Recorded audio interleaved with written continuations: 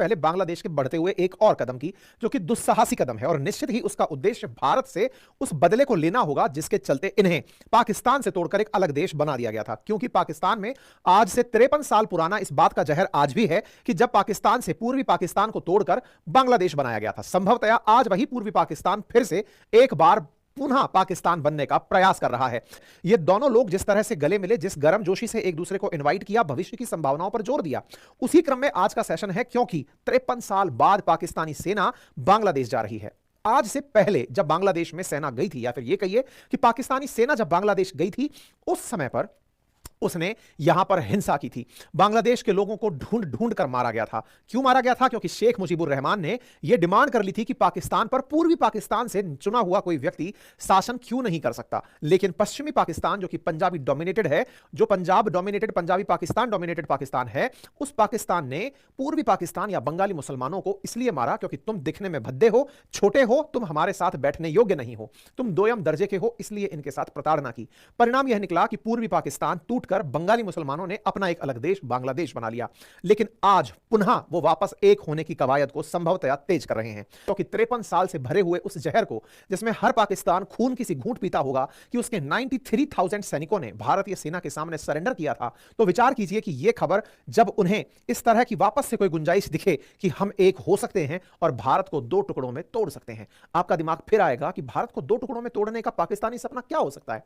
तो दो संभावनाओं पर गौर करिएगा। नंबर एक, अगर आपको याद हो तो पंजाब से, जो भारत के अंदर पंजाब है, उसे खालिस्तान बनाने की जो मांग है वो पाकिस्तान की आईएसआई द्वारा प्रेरित मांग है। वहीं दूसरी ओर जो पूर्वोत्तर भारत को शेष भारत से तोड़कर बिल्कुल उसी तरह जो सिलीगुड़ी कॉरिडोर है उसे तोड़ करके पूर्वोत्तर भारत को शेष भारत से अलग करके चीन की मदद से करने का भी इसी पाकिस्तान की थॉट प्रोसेस है।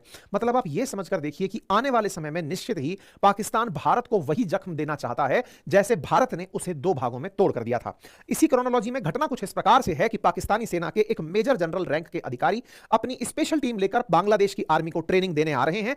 बांग्लादेश क्यों मायने भारत के लिए रखता है, अगर आप इसे ध्यान से देखें तो इसके जस्ट उत्तर में भारत के पश्चिम बंगाल का एक हिस्सा, जिसे सिलीगुड़ी कहते हैं, जिसे चिकन नेक के नाम से भी जानते हैं, जिसे अगर टारगेट किया जाए तो पूर्वोत्तर भारत से शेष भारत का कनेक्ट टूट सकता है। अगर 53 साल बाद पाकिस्तानी सेना यहां आ रही है और बांग्लादेशियों के अंदर भारत के खिलाफ जो जहर भरा गया है, अगर यह उन्मादी सेना या फिर दुस्साहसी प्रयास इस तरह से हो कि भारत के साथ इस तरह का व्यवहार हो जैसे भारत ने पाकिस्तान के साथ किया था, तो यह भारत के लिए एक निश्चित ही चिंता का विषय है। जनरल शाहिर शमशान मिर्जा बांग्लादेश के अंदर जो आर्मी चीफ जनरल वकार उज जमान है, उनको मैसेज करके अब ट्रेनिंग देने की बात कर रहे हैं। अब यह जनरल वकार उज जमान है कौन, यह जान लीजिए।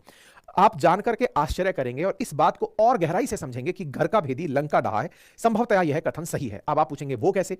ये जो जनरल वकार उज जमान है, ये शेख हसीना का जीजा है।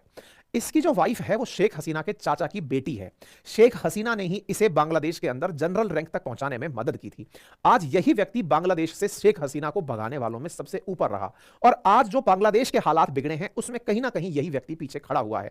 यही वो आर्मी चीफ है जिसने शेख हसीना के भागते ही देश को संबोधित किया था कि बांग्लादेश से शेख हसीना जा चुकी हैं। भीड़ को उकसावा देने का काम यही किया था। इसीलिए खबरों में 5 अगस्त को ही छपना शुरू हो गया था कि कौन है आर्मी चीफ वकार उज जमान जिसने शेख हसीना की फ्लाइट के तुरंत बाद लोगों को मैसेज किया है। शेख हसीना से इनका कनेक्शन उजागर हुआ और पता चला कि शेख हसीना ने ही इन्हें चीफ ऑफ आर्मी स्टाफ 11 जून को चुना था और ये अपने पद पर 23 जून को इन्होंने पद को संभाल लिया था और इस प्रकार से शेख हसीना की प्रेजेंस में इन्हें यह पद दिया गया था। आप विचार कीजिए कि शेख हसीना निकलती हैं और यह व्यक्ति मोहम्मद यूनुस के कंधे पर पिस्तौल लगाकर चला देता है और उधर पाकिस्तान से हाथ मिलाने की तरफ आगे बढ़ लेता है। आप अगर और गौर करें तो आप पाएंगे कि इस पूरी घटनाक्रम के पीछे कहीं ना कहीं पाकिस्तानी खुफिया एजेंसी आईएसआई का हाथ है। इसीलिए खबर बनी थी कि पाकिस्तान की जो खुफिया एजेंसी है वही बांग्लादेश के अनरेस्ट को हवा दे रही है। ऐसा शेख हसीना के बेटे ने भी 5 अगस्त के 2 दिन बाद ही 8 अगस्त को क्लेम कर दिया था। भारत में बढ़ते हुए रोहिंग्याओं के विरोध के चलते उन्हें उकसाया जा रहा है कि भारत में तुम्हारे खिलाफ इतनी नफरत है, तुम उसके खिलाफ कुछ करते क्यों नहीं, और आईएसआई उन्हें भड़काकर भारत में आतंकी घटनाओं के लिए ट्रेनिंग दे रहा है। जिस तरह पाकिस्तान ने अफगानिस्तान में आए हुए तालिबान को भारत के खिलाफ भड़काने का प्रयास किया था, वो तो तालिबान भड़का नहीं, इसलिए भारत को अफगानिस्तान से कोई थ्रेट नहीं आई, लेकिन बांग्लादेश बांग्लादेश में रोहिंग्याओं को भड़का करके ये आतंकी आउटफिट बनाकर और भारत के पूर्वोत्तर क्षेत्रों में आतंकी घटनाओं को अंजाम देने के लिए प्रयास कर रहा है। भारत क्या कर रहा है? बांग्लादेश में इस तरह की सारी सरगर्मी चीजें जो चल रही हैं, इससे निपटने के लिए हम कुछ कर रहे हैं या नहीं? तो हम इससे चुनौती को निपटने के लिए क्या कर रहे हैं? आपको याद होगा कि भूटान के ही क्षेत्र में डोकलाम था और डोकलाम में चाइना वालों ने एंट्री मारी थी, तो भारतीय सेना भूटान की तरफ से यहां प्रोटेस्ट करने पहुंची थी कि हम आपको यहां पर नहीं आने देंगे। यानी भारत यहां अत्यधिक संवेदनशील है। और मैं आपको याद दिला दूं कि हमारे अर्धसैनिक बलों में एसएसबी सशस्त्र सीमा बल नेपाल और भूटान के साथ जो बॉर्डर की सिक्योरिटी करते हैं वो गृह मंत्रालय के अधीन आते हैं। उनकी जिम्मेदारी है नेपाल भूटान बॉर्डर पर सिक्योरिटी रखना, वहीं बीएसएफ की जिम्मेदारी है बांग्लादेश बॉर्डर की जिम्मेदारी रखना। यानी कि ये ऑलरेडी भारत के द्वारा बहुत ज्यादा सिक्योर्ड एरिया है और हाल ही में इसी सिलीगुड़ी कॉरिडोर में इस प्रकार की टेंशंस को देखते हुए भारत की तरफ से भारत के रक्षा मंत्री प्रॉपर यहां पर पहुंचे हैं और पहुंच करके यहां पर उन्होंने अपनी तरफ से पूरी कवायद की है जांचने की। अभी उसकी भी हम आपको न्यूज कटिंग्स दिखाएंगे। इसी के साथ साथ एक चीज और यहां पर हेडलाइन बनती है आज से 4 दिन पहले की, जब बांग्लादेश के अंदर टेरर ग्रुप स्लीपर सेल बनकर के सिलीगुड़ी कॉरिडोर को टारगेट करने का प्रयास कर रहे हैं।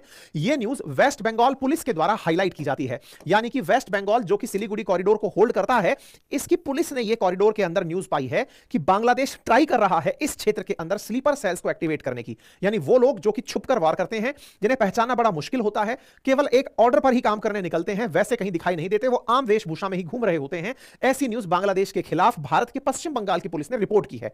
और तो और इस रिपोर्ट के साथ एक चिंता और बढ़ती है और वो ये है कि जहां एक और पाकिस्तान की आईएसआई सिलीगुड़ी कॉरिडोर को टारगेट कर रही है कि एक बार हम अगर यहां पर हमला करके तैयार हो गए तो इस रास्ते को कट करके हम पूर्वोत्तर भारत को शेष भारत से अलग कर सकते हैं और भारत से बदला ले सकते हैं। कौन सा बदला? जैसे पाकिस्तान को भारत ने 2 टुकड़ों में तोड़ा था, हम भारत को 2 टुकड़ों में तोड़ सकते हैं।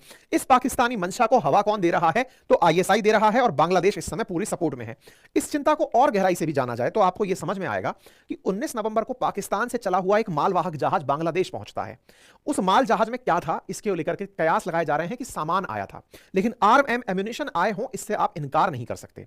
वहीं दूसरी और एक बात और समझें, यह घटना बहुत रेयर घटना थी कि पाकिस्तान से असलहा आया हो 19 नवंबर की। अब इस घटना को और देखें, परसों यानी 23 दिसंबर के दिन फिर से एक कार्गो यहां पर पहुंचा है बांग्लादेश के अंदर। पाकिस्तान के सामान का आना यह दर्शाता है कि कहीं कुछ ऐसा तो नहीं हो रहा है जिसमें भारत की कूटनीति फेल हो रही है।